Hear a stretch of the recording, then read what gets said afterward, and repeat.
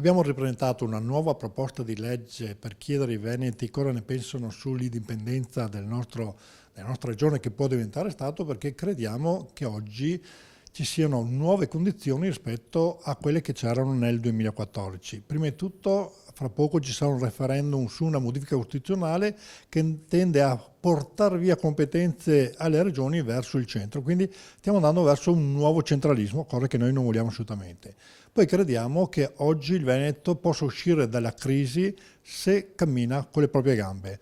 Ogni anno lasciamo miliardi di euro allo Stato senza averne nessun ritorno, forse è tempo che pensiamo un po' anche ai nostri figli e al nostro futuro. Se pensiamo ai 27 paesi della Comunità Europea, il Veneto per popolazione e per PIL si trova a metà classifica, quindi non sfigurerebbe assolutamente in un'ipotetica Europa dei popoli.